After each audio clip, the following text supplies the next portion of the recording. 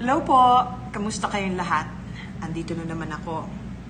Bago ko ipagpatuloy kung ano po ang ikukwento ko sa inyo, uunahin ko na po yung tungkol sa mga nakikiusap sa akin na hulaan ko sila. Hindi po ako manghuhula. Hindi po ako manghuhula. Tapos yung nagtatanong tungkol sa future, hindi rin po ako nagpipredict ng mga tungkol sa bagay na yan. Kasi ang alam ko po, ang future ay depende sa mga tao at sa Diyos panguna. Una na po sa Diyos. Kasi kung ano pong ginagawa ng tao, may repercussion po yon. Ibig sabihin po, may yung cause and effect, ika nga. Pagka maayos ang ginagawa mo, maayos din ang kalalagyan mo. Pero, collective po yan. Ibig sabihin, katulad ng barangay, kung ang buong barangay na yan, puro bad people ang nakatira, mga hold-upper lahat, di syempre, yung kapaligiran nila, yung environment, ganun din po. So, depende po yan. Alam ko, hindi madaling maintindihan. In fact, nauunawaan ko po yung mga bashers, yung mga wala lang masabi, hindi naman nila naiintindihan yung sinasabi ko. Either pagtawanan ako, ha ha ha ha ha, kasi actually, hindi nila gets. Natural yun eh. Hindi naman pare-parehong evolution ng bawat tao. Yung iba naman, sasabihin nilang, baliw ako, dapat nasa mental hospital ako. Naintindihan ko pa rin po sila. Wala pong problema sa akin yun. Kasi ako yung nasa front line eh. Ganun talaga. Yung mga bagay na hindi naririnig, karaniwang hindi naririnig ng mga tao, yun ang mga sinasabi ko. Ngayon, sana lang huwag kayong masyadong bastos. Yung mga okay lang naman kung hindi kayo naniniwala, ano po, wala namang problema yon kasi hindi naman ako namimilit. Pero yung mambastos kayo, talagang reflection po yun sa pagkatao ninyo. Kasi wala namang ginagawa sa inyo. At saka yung pong mga kinukwento ko sa inyo, walang ibang hinihiling kundi magdasal, magkaunawaan, hanggat maaari, huwag na nga alipusta at huwag nang babastos. Katulad po ng minention ko kanina, nasa frontline ako. Ito kasi yung panahon na nagbukas ako sa lahat ng mga tao dito sa Pilipinas tungkol sa mga nalalaman ko na hindi ko sinasabi noon pa.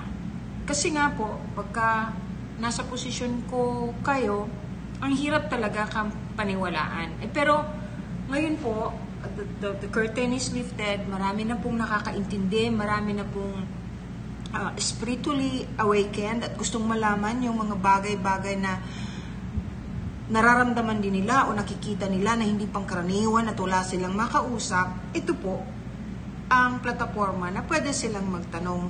Sasagutin ko po lahat ng kaya kong sagutin, hindi lamang po lahat.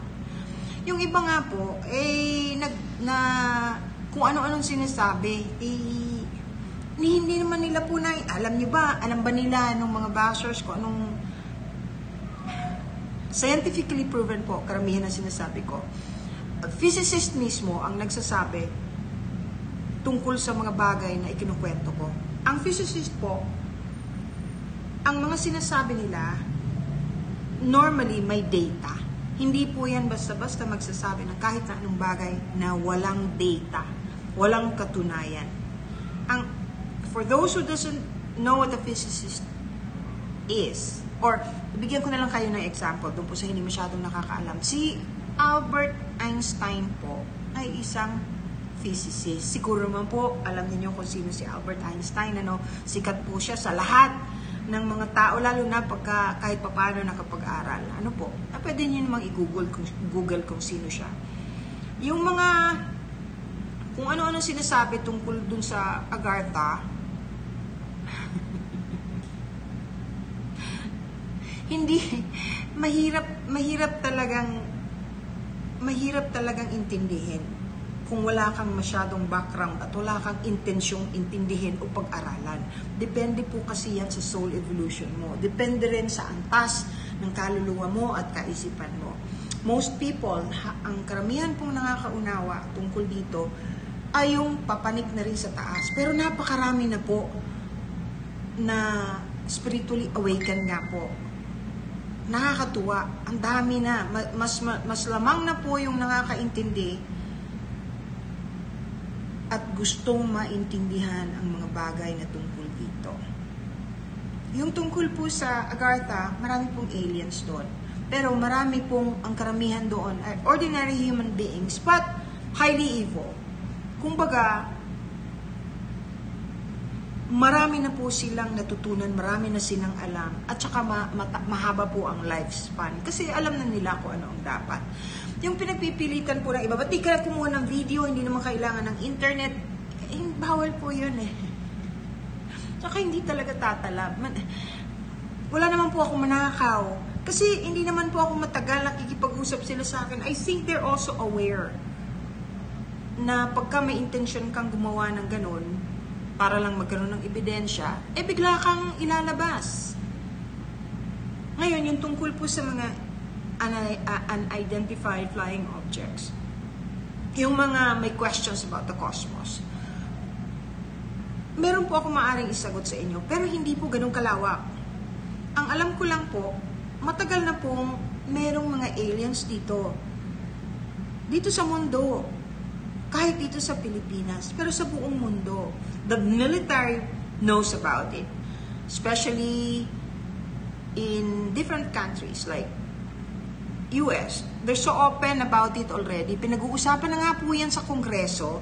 Ngayon, ang reason po kung bakit ayaw nila yan buksan nung araw ay dahil ang mga military, ang kanila pong katungkulan ay isikreto ang mga bagay na katulad niyan. Hindi po pwede basta-bastang ilabas. Pero katulad ngayon, linalabas na po nila yan. Ang dami ng proof. Ang dami ko pong pwedeng talakayin tungkol dyan eh. May mga piloto po na lumalabas ngayon na sinasabi nila na silang mga piloto habang nasa eroplano nila or nasa jet nila, nagtatanong, I can see this there. Meron pong proof kasi nasa radar eh, nakikita nila. Sinasabi yan ng British Army na it does not belong to them. Russia, it does not belong to them. China, it does not belong to them. Who does it belong to? It's not American. So alam nila, sila po nag-uusap na kakaiba yung nakikita nila at panahon na para malaman ng mga tao. Pinayagan na po yan ng Kongreso. Kaya linalabas po yan. Kaya ina-admit ng Amerika na matagal na alam nilang meron.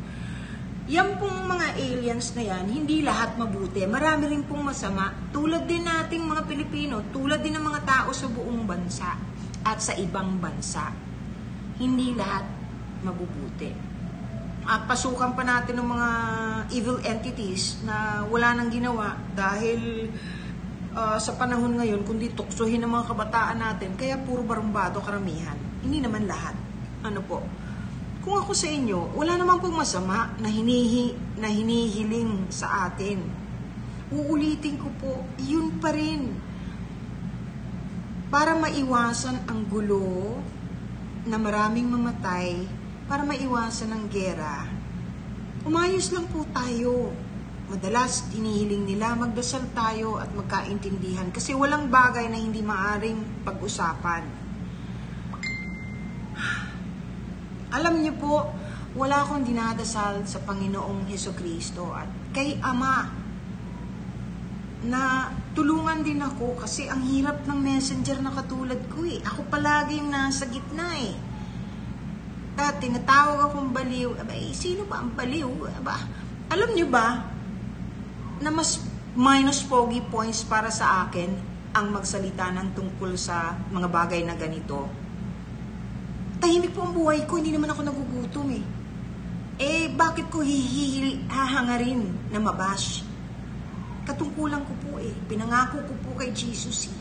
Pinangako ko po sa taas Mahabang istorya, pero pinagdadasal ko kayo lahat ng prayer request. I love you po. I bless you all. Salamat po.